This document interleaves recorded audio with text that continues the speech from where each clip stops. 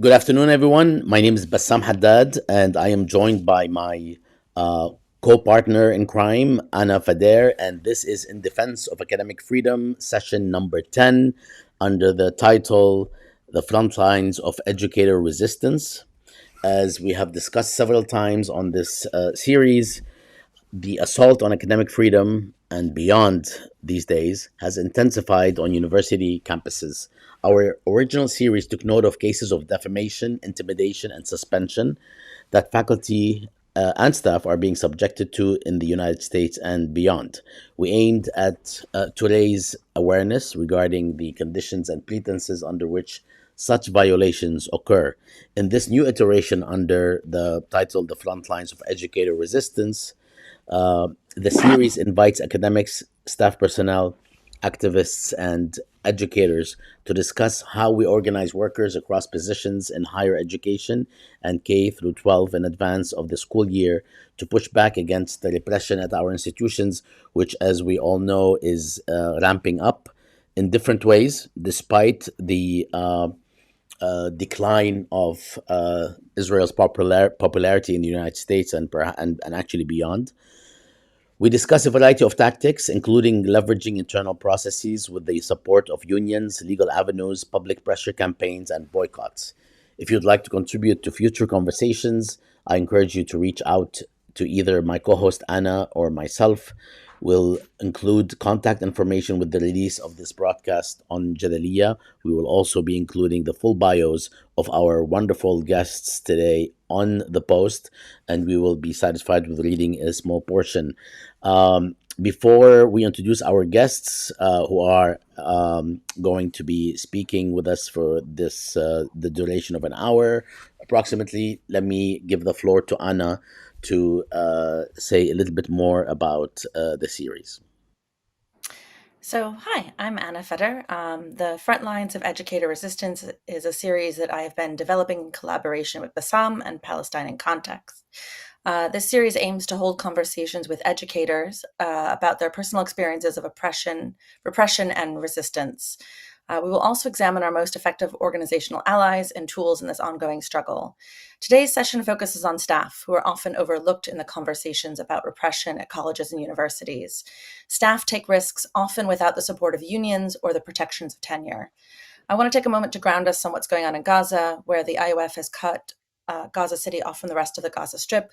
And at the time that we're recording this, Israel is launching its assault on the global Sumud flotilla. It's also Yom Kippur, the Jewish Day of Atonement. And as an anti-Zionist Jew, I wish a good fast to all of my comrades in the struggle who observe, and that everyone complicit in this genocide be judged accordingly now and by the whole world. I encourage everyone to take whatever action they can to join the weekly strikes every Thursday. No buying, and if you can manage it, no working and no learning. At least learning in the context of these institutions.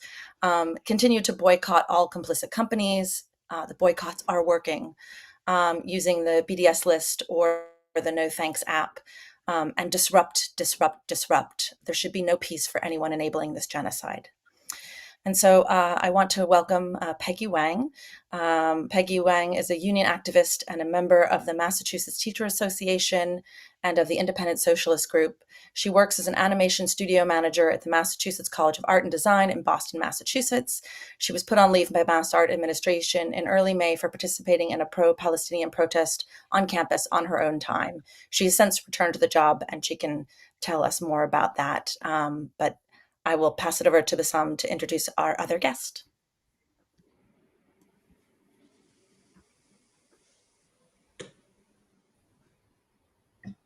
Sorry, I had my mute button on. And yes, I am very excited as well to introduce. And Nick, you have to help me with the second part of the last name, Nick Francisco Kaho'onei. Kaho'onei. Kaho'onei. Kaho'onei. This is wonderful. This is great, you know, pronunciation. So Nick is a mixed race Kanaka Maoli native Hawaiian activist, scholar, and social justice educator with over 13 years of experience teaching in ethnic studies, women's gender and sexuality studies as well as political science and human sexuality, as well as working in student affairs. That's a lot, Nick. In spring 2025, Nick was fired from their role as director of the Women's Resource Center at Portland State University, given a no cause termination notice, no cause in quotation marks. This choice by the institution can be understood as retaliation meant to silence those organizing for Palestine or Palestinian liberation. Um, Anna, do you want to take it from here? Yeah. I'll invite you both to answer this question. We can start with Peggy. So tell us about the institution that you're at and how you came to be involved with the movement for Palestine and what that work has looked like over the last 2 years. So I work at Mass Art and I've been there about 7 years now. And I there have been protests um, since October 7th, 2023, on our campus. The first one was back in late October that was organized by students, but I'm part of the Independent Socialist Group, and we've also organized protests at the school. And of course, there's this most recent protest back in April. Um, but yeah, I've been part of my union in terms of, trying to organize in support of Palestinians, part of the group Educators for Democratic Union and Rank and File for Palestine, which is also two caucuses in our union. Our union is also part of the Labor Network for Ceasefire.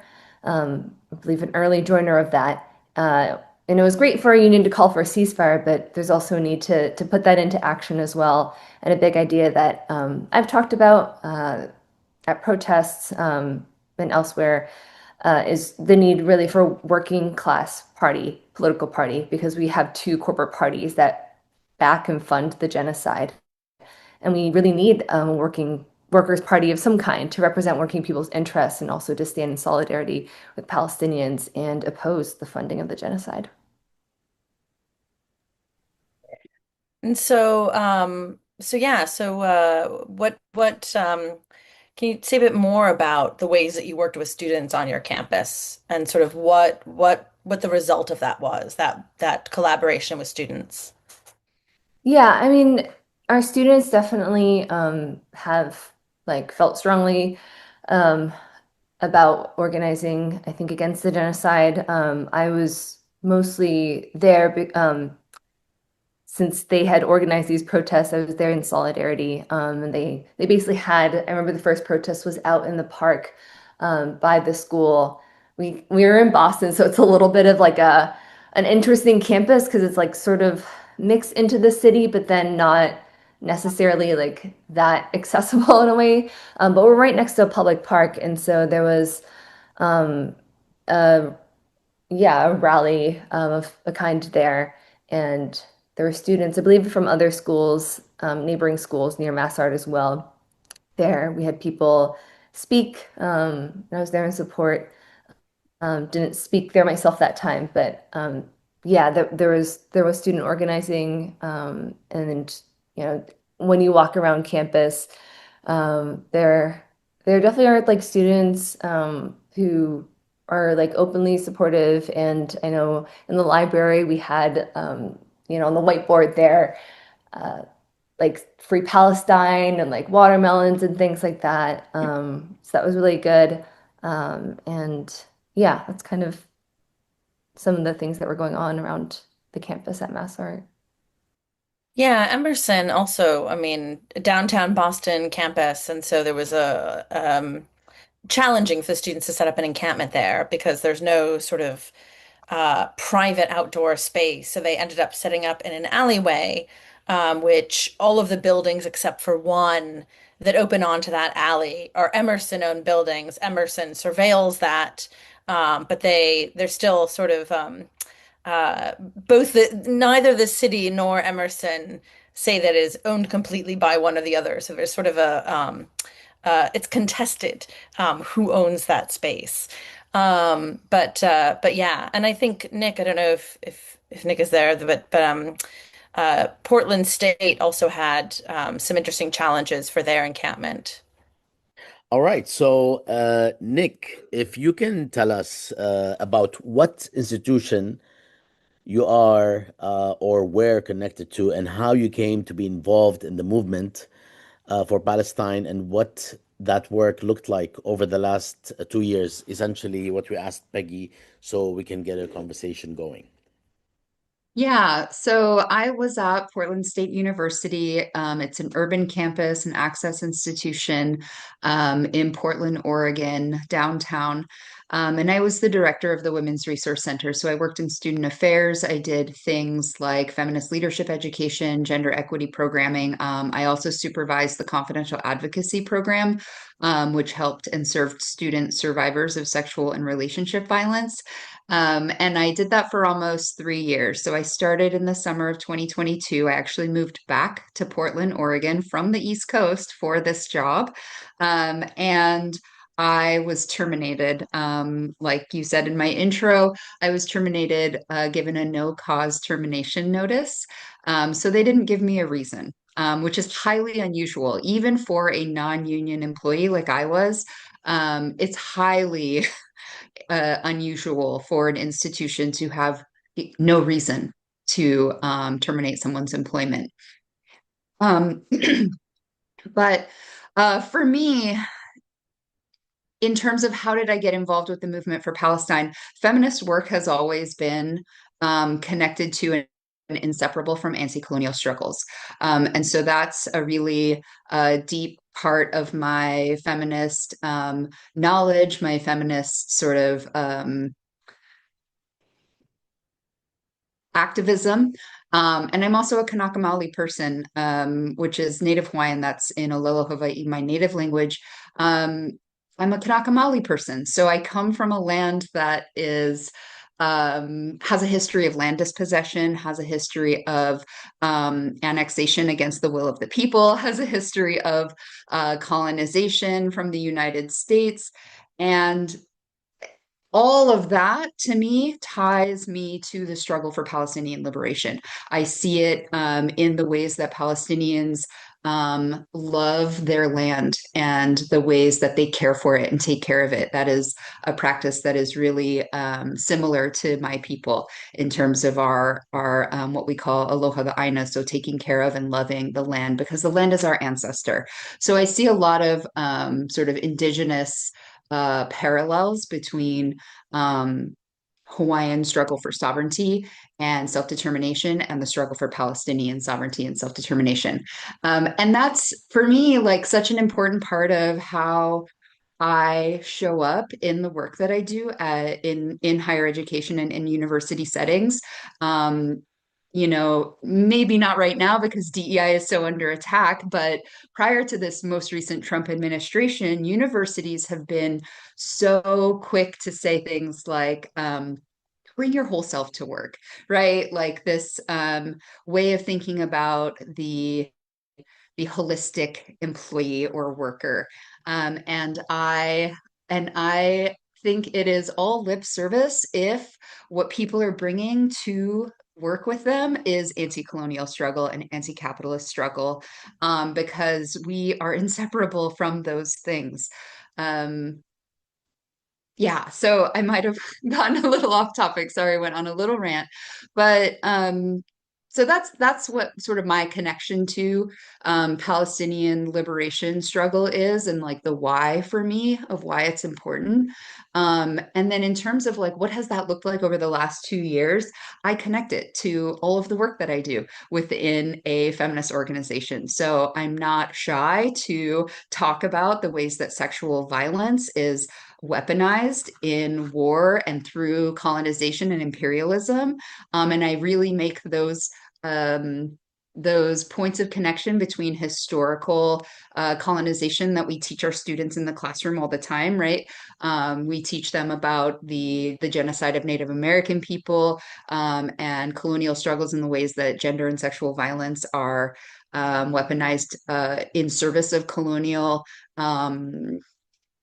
domination. and the destruction and genocide of indigenous peoples.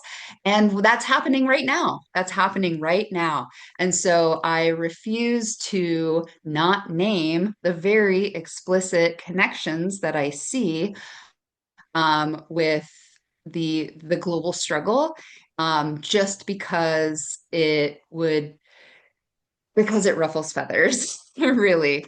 And so in organizing around feminist leadership education, we talked about it. The students that I served in the Women's Resource Center were really concerned. It's a big part of a lot of the programs that they're in, that they're talking about this and thinking about this. We had a number of social work students who are going into a field for human service, right? To help and to build up social justice in the world and equity in the world, and to demand that those students have no interest in such a global struggle, like the Holocaust of our time, right? The genocide in Gaza, to me is such a missed opportunity for being able to enact the praxis of feminist liberatory struggle and theory.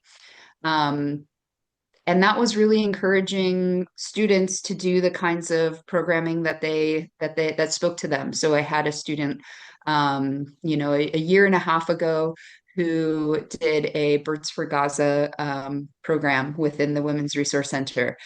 So making art, making birds, in remembrance and honoring the martyred children of Palestine, of Gaza specifically. And that was turned into that's part of a large project, which was put in as an art installation at a local community center. And that, students came together and really got to, I think, build community through that. Um, as well as I think connecting to the various kinds of activism and educational and I'm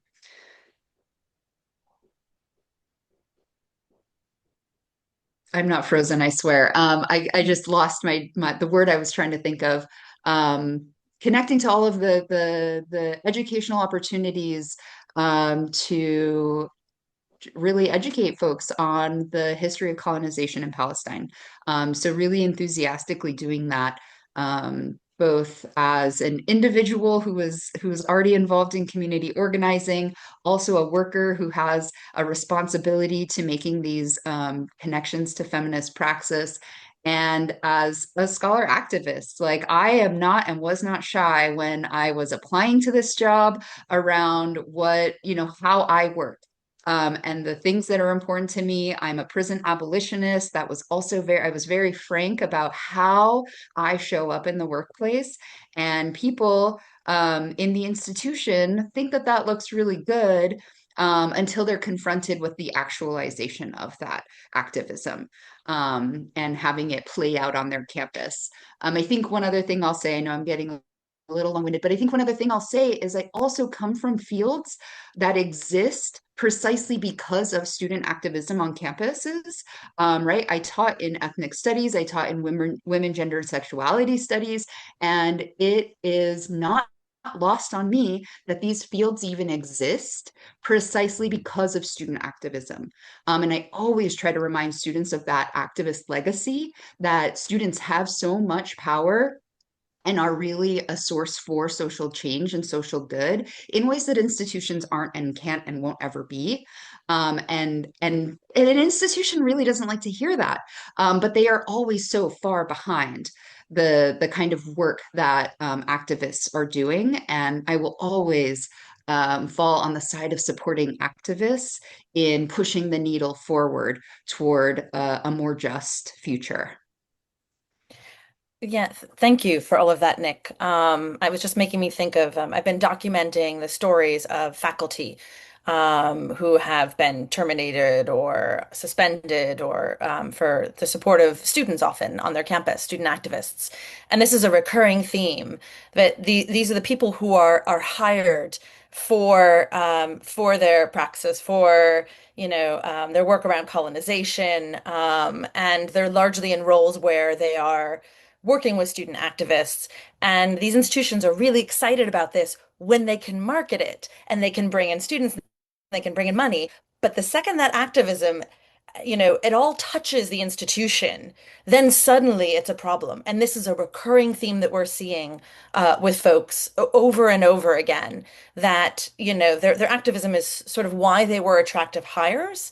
But then the second it threatens the institution in any way, shape, or form, that's it. It's shut down, and those folks are ejected from the institution if possible, or certainly under attack. And so I wanted to sort of put this question to both of you. Sort of what did you face on your campus over the last 2 years for your participation or collaboration with the student movement? So, Peggy, do you want to start? Sure. Yeah. So at the end of April, I was part of a protest on campus, and it was on my own time, but yeah, there were students there. Myself and a staff member were also there. And like it was a peaceful protest. This was a political attack, and I think we all understand the level of uh, ways in which pro-Palestinian protests are demonized on campuses and off campuses too, but on campuses. And uh, following 2 weeks following us attending that protest, my coworker and I were put on leave, and it was really awful. We were told, yeah, we're not allowed to be on campus. Told that we had done things we absolutely did not do. A complete lie, fabrication, and yeah, we were. I'm not sure if we can talk a little bit more about it later, but yeah, there was huge attacks on both of us. We were threatened multiple times with being fired. Um, and unfortunately, my coworker ended up getting fired in the end of July. And then I was brought back to work. And we're both members of the union of the Massachusetts Teachers Association. And unfortunately, our particular contract that covers us as staff educators in higher ed at MassArt meant that they were still in their probationary period. I wasn't. And I think the administration really used that to try to divide and conquer and all these sorts of things. Our union local, we're technically part of this union local within the Mass Teachers Association called it's APA, Association for Professional Administrators. The union leadership has been hostile to us, was hostile to us during us being suspended and trying to fight to get our jobs back. But they actually said really, really awful things to us to the effect of like, you should have been fired for what you did, basically took management's line, which was really, really awful. Even toward the end, when I filed a grievance and tried to bring my situation to arbitration. My union leadership voted for that not to happen, which was really awful. They refused to bring it to arbitration. But I do have to say, uh, our union broadly, the MTA did support us, did show up for us. We had folks in Rank and File for Palestine help organize a rally 2 days after we were put on leave. They also put together a petition really quickly in our defense. I think I don't know what the last count is on it, but it might have gotten, I think, close to 2,000 signatures, maybe over that. Um, we had people go in person to deliver. We had a total of like 3 petitions throughout the whole thing. First I mean, various ones, but to demand us to be brought back to work without punishment. We've done nothing wrong, right? We're exercising our right to free speech and protest. We have that right, but we also need to defend it. Um, yeah, we had in-person delivery of petitions to the school. They were unfortunately stopped at the front entrance as they were coming in. Um, but yeah, that was really, really important. We had various efforts within our union because Rank and File for Palestine successfully um, introduced and won a resolution to defend members in these very kinds of situations that me and my coworker in, where we were attacked over exercising our First Amendment rights, and we were in a local that wasn't supportive of us. So we have, this is now union policy that we have the defense of the statewide union. But we have yet to unfortunately see that really be put into action. And more recently, over the past 2 weeks, we've had members of our unions attacked for comments following Charlie Kirk's assassination. And there's growing attacks on educators, those in education, on unions over exercising free speech. Yeah, especially for union workers, people who are in education, public education. But yeah, it was really through efforts from members, rank and file members of our union, from community supporters, definitely folks on the left, including ISG, from students. Toward the end, we had students emailing the school saying that they would refuse to go to their classes if we were fired. So those all put on really important pressure. And I mean, that's what I keep talking about in terms of that's what our unions should be doing. Our unions need to be organizing informational pickets, be organizing protests, we need to take collective action. That's where we as unions have power. And we need to tap into that for sure. So that's, important part of the conversation. Some of us, have unions, but that doesn't mean that our unions are supporting us in the way that they should. I've been very lucky with SCIU in my case, and they brought it to arbitration. We actually just concluded arbitration this last week, and so by we think maybe mid-January we're going to have some kind of response. So my union has been really, really helpful. They've not been I mean, the national has called for a ceasefire and an arms embargo. Where I was at Emerson was a little more timid. There's now actually something in our bylaws that says that if our national makes a statement, that it automatically goes to a vote with the members, because that was sort of getting hung up in leadership where, we wanted the members to vote on a resolution to sort of adopt this stance, and it didn't end up happening, but now it will going forward. And so, Nick, you didn't have union protection, and so I'd love to hear about what you faced while at the institution up into including your termination. Yeah.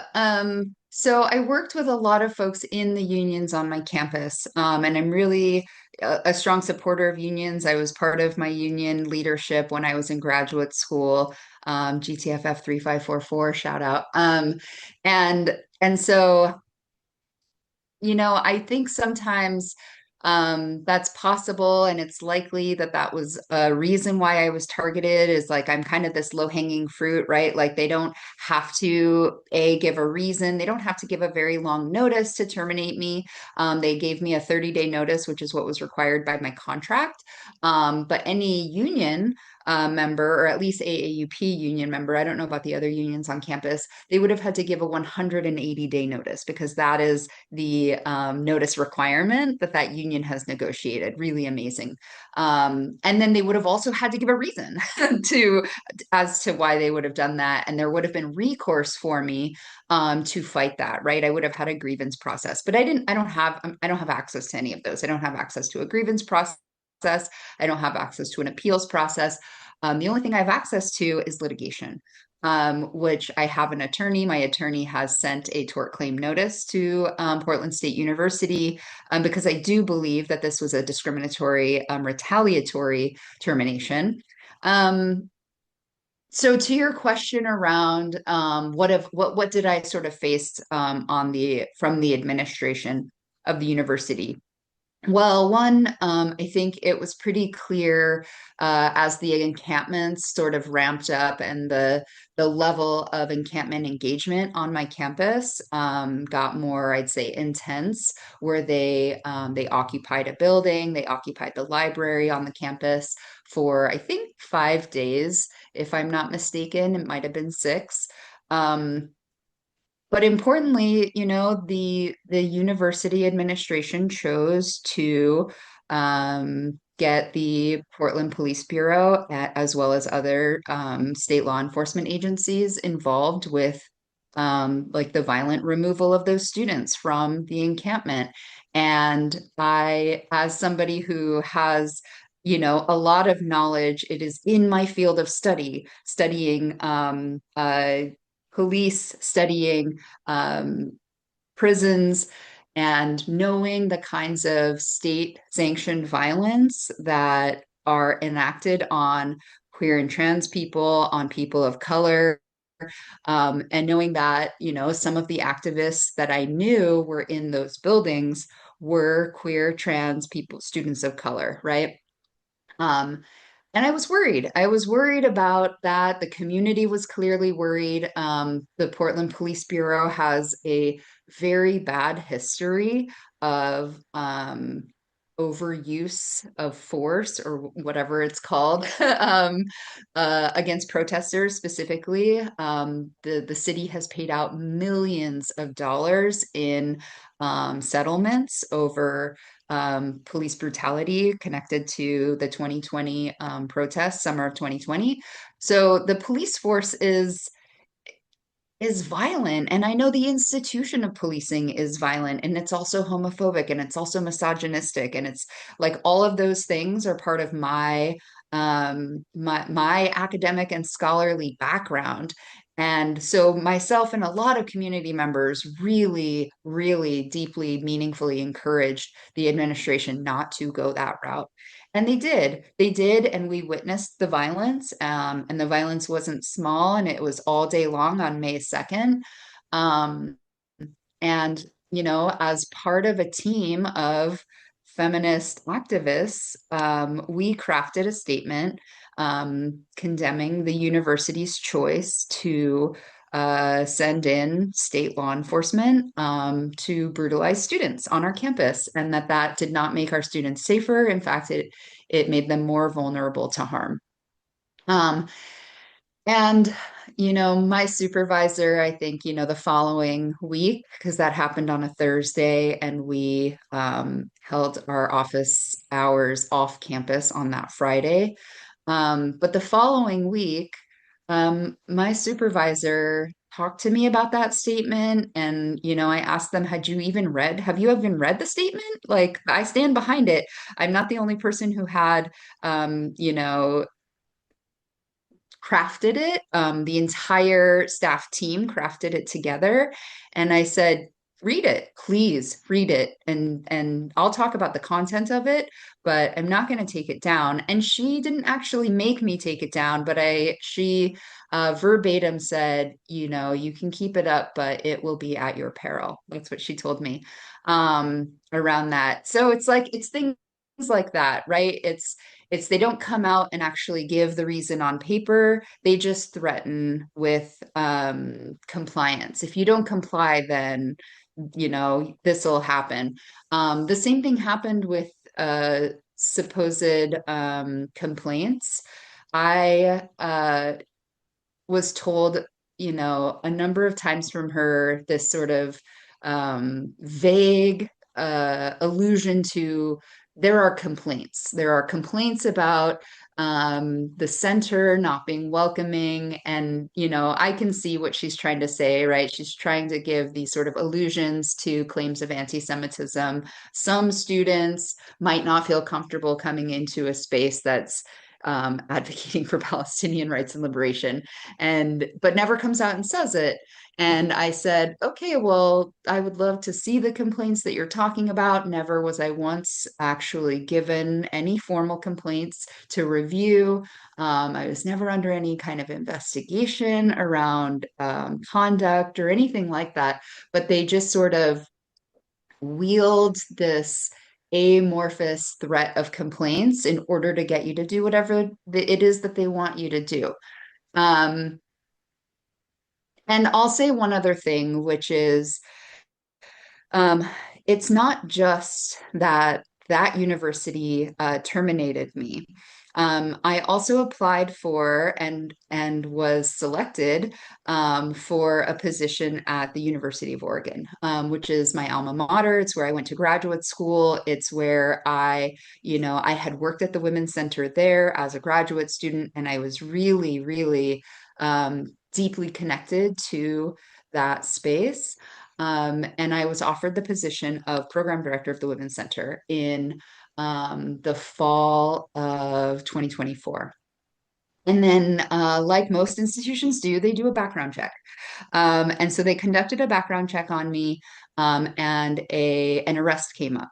I was involved in a protest on April 15th, which a lot of folks might remember as A15, tax day, protesting, and myself and dozens of other protesters blocked a highway in Eugene, the I-5, in in protest of our tax dollars being used to fund a genocide in Gaza.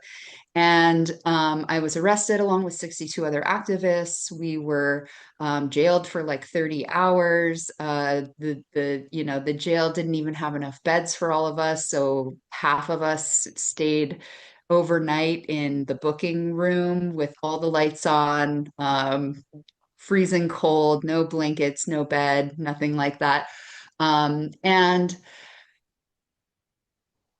that for them is reason that I can't, that I couldn't, or that they didn't see fit for me to support students in their development on a college campus.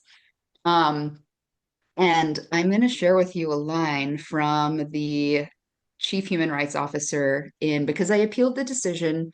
They reviewed it, and ultimately they said, no, they rescinded the job offer once my background check came back. And they stuck to it and said, no, we're rescinding the background, or we are rescinding your job offer. Um, so he said, his name is Mark Schmeltz. He said, consistent with the history of civil disobedience, there are often consequences one must accept, including the impact of criminal convictions on your employment. And that's how he ends it. It's this whole letter essentially telling me, like, well, I hear that you're doing these things for reasons that you think are just and moral, but also it sounds like you got arrested and you have a conviction on your record, and that doesn't matter. Um, and to me, for somebody who is, involved in really thinking critically about our criminal punishment system, right, and the ways that really impacts people in the long term, this is just one tiny little taste of that, right? Some people are impacted in such bigger and broader ways. They lose access to their housing. If you are a felon, you lose access to all kinds of other rights. But to me, it was really illuminating that somebody would say, well, essentially, anyone who participates in civil disobedience deserves what they get. Which, yeah, I am willing to take the consequences. I went to jail, and I had a case. We had experts from that university. In fact, we had experts in human rights come and testify on behalf of the defendants in those cases. We had the UN Special Rapporteur on the right to food, Michael Fakhri, who is a law professor at the University of Oregon, came and testified on behalf of the defendants and the activists, saying, when other avenues to the voice of the people are continuously cut off, then you have to elevate your acts of protest. And now we're 2 years, almost 2 years into a genocide.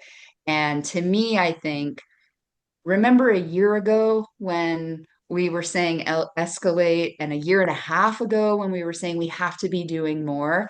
And then, like you mentioned in the opening, right, the flotilla is out there trying to create a humanitarian corridor to enter food, baby formula, medical supplies, water, clean water into Gaza.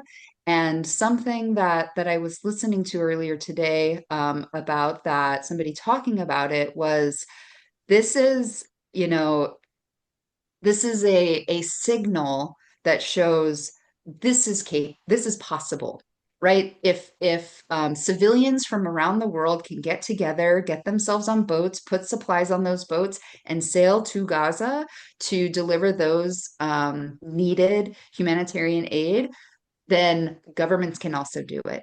Governments are choosing not to do it, but they could do it. And I think that's really important to think about and remember is that our governments are complicit in this genocide by not using the full amount of resources that they have available to them to end the starvation that people are enduring there. It is their responsibility to end it. And we see, hundreds of civilians doing more than what, nations across the globe are not willing to do. So it's just something that I wanted to respond to that you said because it was something that resonated so deeply about consequences, right, for civil disobedience. And of course, that's something that I heard when the encampment at Emerson was violently dismantled by 300 city and state police, and I live streamed it. It was horrifying. I saw students thrown over tables. There was blood in the alley. And I had faculty telling me, faculty who had not come to the encampment at all, didn't see how beautiful it was, and certainly were not there, or probably never watched, the recording of the dismantling, and they would just say, well, getting arrested, that's part of civil disobedience. So the students, they must have known that was part of the, and it's like it's one thing to know. To be willing to be arrested, it's another to experience state violence. And the fact that they had so little empathy for that was just really chilling. This all really, it unmasked a lot of people at the institution in ways that I'm glad I'm not sort of confronted with day in and day out, in my job there. But so I feel like, Nick, you started talking about this sort of where does the movement go from here? So I just want to sort of end with one more question for you both, which is, what message do you want to share to those who supported you, and have engaged in this work, and to those who are perhaps just waking up to the reality that the genocide and the ways that crushing dissent on campus has served to weaken our academic missions, and of course, like I was saying, sort of create this hole essentially that right wingers have been able to just sort of drive right through with their agenda of getting rid of everybody on the left in academia. So, Peggy, I know it's a big question, but And do you want and to tackle it? and if I may, before you start, so that we could like bunch up, if you would like to provide any closing comments, either about where we're headed, about the future, or about honestly how you're feeling, like psychologically and mentally and emotionally. Anything you'd like to add at the end by way of closure, even if it's personal, because I think we shun some of this stuff, and I'm guilty of that as well when we are having conversations. But it's a very important part of what's going on, and so feel free to provide any sort of parting or closing words in however which way you like. Thanks. Yeah, where do we go from here? There's a lot that needs to be done. And honestly, I am so grateful for the support and solidarity that, rallied for me and my coworker. That was really, really amazing to see. But our union could have done more, and it needs to do more. We have now had people fired. There are people actively suspended. Like Anna was saying, the right is very much on the attack, and they're emboldened by a Trump administration, by by state power essentially, that backs the right. And I think there's a huge need for our unions to take action to lead in a struggle in support of Palestinians, but then also in support of our free speech rights, our right to protest. We need these. Um, Working people need them, unions need them. We need to exercise those on our campuses, and we need to exercise them in contract fights and various different things against the ICE raids too. That's really, really crucial. How can we stop the ICE raids? Our unions need to be involved in that. It's all part of the same struggle and the same fight, the same corporate interests that are behind, and imperialist interests that are behind the ethnic cleansing of Palestinians. They're the same interests that we organize against and we're up against as unions, as working people. Um, so that all really needs to be tied together. Yeah, absolutely. My union could have done more. We're definitely fighting. I mean, I'm still currently, unfortunately, under threat of losing my job. Massar administration has not stopped attacking me. I'm subjected to intimidation, brainwashing meetings and trainings that aren't actually trainings, so just ways that they want to gather intel on me and stuff like that. It's really hostile. Um, yeah, I'm sure a lot of other workers are also seeing similar things where they're just getting pushed out of their workplaces or being fired, and we should stand against that. We need to organize against that. Um, but yeah, things aren't over for me, unfortunately. I also sorry, I meant to touch upon this earlier and I didn't get a chance to. We also had students disciplined over protesting, being part of that protest, however many, almost 6 months ago now. Um, and I don't think it's an accident that they come after activists and union activists. I, Me and my coworker had run for union positions back in March, and on a very different platform than incumbent leadership. Incumbent leadership ran on win-win solutions with management, and there's no such thing. Those are lose-lose for the union. So, it was unfortunate. We're supposed to have basically 2 weeks to campaign, and we only really had 3 days, which was really not good, not democratic, doesn't allow membership to really discuss and debate who they want their elected representatives to be. But I managed to get something like 46% with only 3 days to campaign. And only one day in which I was able to get a list of who my members even were. But we really need to change our unions. They need to be more democratic, more militant, more active. Our Mass Teachers Association, we have members seriously under threat just over free speech. And I want to, we're organizing within our union, Rank and File for Palestine, but also others as well, to defend these members, to demand that they be brought back immediately. There should be absolutely no punishment. This is the treatment of those who are progressive, who are on the left, who are union activists. There's different standards. The right is not attacked for their hostile speech against those who are LGBTQ, against their anti-immigrant rhetoric, for their sexist, racist remarks, and people who are union activists who are trying to stand against the right are cracked down heavily. So we really need to fight against that. And I also want to point out the fact that, we're talking about state police who are being brought out against us, against students. I'm on a public university campus, and the Democrats run the show in Massachusetts. When you say mass art administration, behind that is the Democratic Party. And it's the same Democratic Party that currently in Massachusetts has created an anti-Semitism commission that says any criticism of Israel is considered anti-Semitic. That is recommending that there be an anonymous hotline to report on biased, I forget what the phrasing was. Anyways, it's a way to go on the offense against union educators, public school educators too. And that's really, really awful.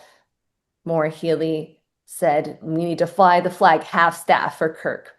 Democratic Party that also supported making Charlie Kirk Day a thing. So yeah, again, the real need for us to, as unions and in general, just working people to build a working class political party as a way forward, to defend our rights, to stand for Palestinian determination. And yeah, our campuses need to be, I mean, we have the right to free speech, but especially on our public school campuses, that should be even 10 times more so. So yeah, I want to press on people that there is we have a lot more power than we think we do.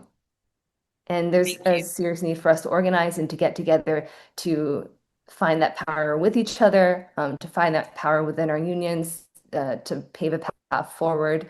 Trump does not have a mandate, right? He was elected by maybe 25% of the population. But these right-wing attacks, we need to stand against them. And yeah, I really want to continue helping to organize against that in my union, as a member of Independent Socialist Group, and yeah, in general. Thank you. And Nick, so what message do you have to people who supported you, to the people who are just like, wow, I don't know what's happening here. Suddenly they're going after other people in higher ed. What do we do? Yeah. Currently, the position that I was fired from is in the search process to fill that position. And the position that I was offered at UO, that the job was rescinded, is also in the position, is also in they waited a really long time to repost that position, but they are also in the search process to fill that position. And I just think it's disappointing to think of whoever they're going to be bringing in, they're going to be bringing them in under false pretenses, right? Because whenever you do these hiring search processes, you talk up the institution and all the ways that it can support you, and they're not going to tell those candidates, right, that they were silencing the activism and voices of the previous director or the person who, we offered this position to last year, but we actually took it back because they protested against a genocide. And I just think that that's really a really warped sense of justice in there. And I just feel so I'll say, in terms of for people who supported me, thank you. And also, like, I'm okay. I think that that's something that a lot of people assume, is that, like, I'm not doing well because I was terminated. I'm doing great because I, like, have integrity with my morals and convictions, and I sleep well knowing that I don't regret any of the ways that I participated to oppose and fight a genocide against an indigenous population that is, takes care of the land and cultivates the land that they live on. Like, I sleep well at night. And I'm also very much not alone in that struggle and in that fight. That's only become more apparent to me as I have moved further away from the institution that was so unsupportive.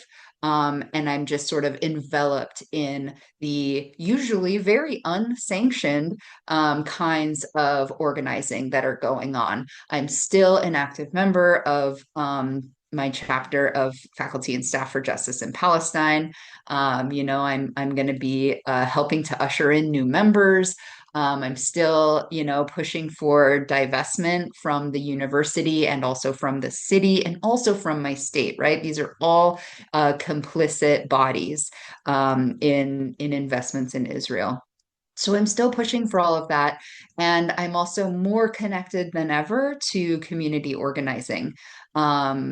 And fighting, for immigrant justice and immigrant rights. I'm in Portland, Oregon. We have the sort of threat of the National Guard being deployed on our streets really soon. And what I would say to people is, I people are afraid. We all know that, and do it anyway. Resist anyway. That is, like, my call to anyone's action, is, like, have courage anyway. There's a song that I sing in a street choir. It's a street choir for called the Wild Rose Resistance Choir in Portland. And we sing songs of liberation, resistance, and solidarity.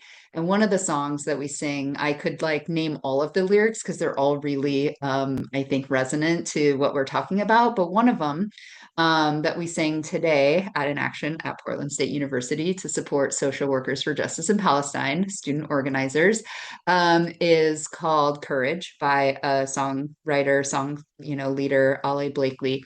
And it says, "Courage is not the absence of fear. It is the feeling of this fear, being afraid and showing up anyway." And those are to me, that is what it takes. It's move through the fear, show up anyway, and trust that there will be others alongside you. That is what I have found to be true. There are a lot of people that are wanting to be bold. And I think the more of us that there are talking to each other, connecting with each other, we are growing that power. And I also just want to say, a member of the choir that I sing with is on a boat in the flotilla right now. We're trying to, I'm sort of keeping up with messages on Signal to see if his boat has been, I don't use the word intercepted because Paul has said, we're not being intercepted. This is piracy. They are kidnapping us, they are abducting us, they are detaining us against our will. And so I want to be really clear that they are not being intercepted. They are being shot with water cannons by the Israeli Navy, these sailboats. They are being terrorized, and and we need to stand up to them in every single way that we can. Stand up to this, federal administration that is just so much bark and really, I think, actually has such diminishing power when we look at the mindset and the moral clarity of most people. Thank you, Nick. I was going to talk about all the ways in which that resonated and all the ways in which,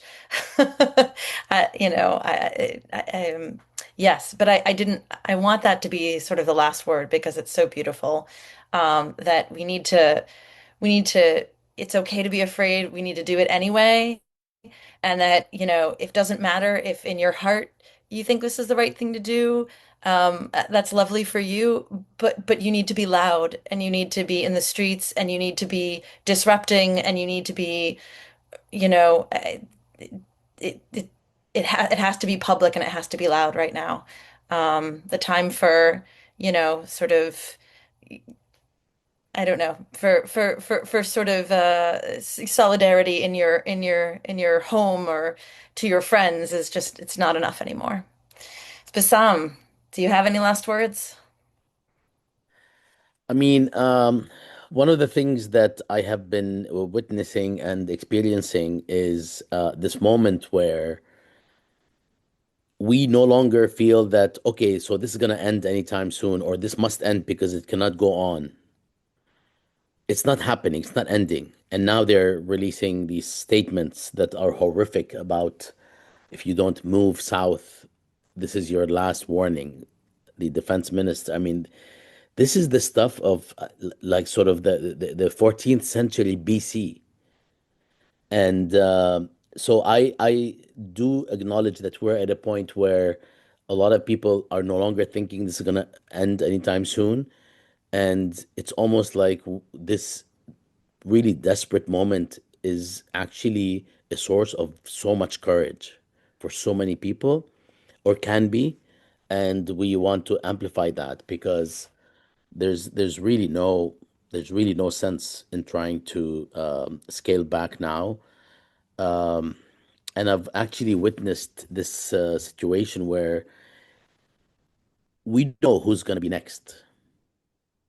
We don't know who's going to be next. And if you think that because you're under the radar in terms of what you're saying, although you're saying something, that you're safe, it's not the case. And some people who are sometimes the most outspoken, basically, you know, quote unquote, are fine, which means that there's no rhythm or rhyme, there's no logic. I mean, there is some logic, but it's not consistent. So the best thing one can do is to actually fight. And we are, what's interesting, we are also responsible and ethical. I don't even want to say careful. It's not like we feel some things that we don't want to say in public in order to avert, some sort of prosecution. We're just so much of maybe the entire movement for the most part is so responsible and ethical. There's nothing that we're saying that is problematic. There really is very little. I mean, yeah, there are people who are, honestly, there are people who are problematic, and you see them on Twitter all the time. But guess what? They're not in our movement. They are parasitic on the movement, and we always push them away. On my Twitter, I actually tell them if you're going to continue with this language, I'm banning you. Although I don't like banning people. So, yeah, this is the time to just be bold, and it does matter to a large extent that public opinion has been shifting dramatically since March, April. Yeah, this is sad that it took almost a year and 7 months for this to happen, but it is happening. And that matters. It might not matter in all ways, but it matters in some important ways. I see from my colleagues who were silent last year are openly speaking out. Actually, they're more courageous than some of us in the movement, or more bold, let's say, and maybe not courageous, because they're not the usual suspects and they're going to be so below the radar. Anyway, so I appreciate those last words from both of you, Peggy and Nick, and of course Anna. Anna empowers me constantly simply by watching her um, work and coordinate and collaborate and organize. So, thank you all very much. Thank you, everyone, for this conversation. Thanks so much. We'll keep it Yeah, going. for Stay sure. strong Okay. and just know that there's a whole community behind you, and you know we're here. We're not going anywhere. Bye, everyone. Free Palestine. Take care. Palestine.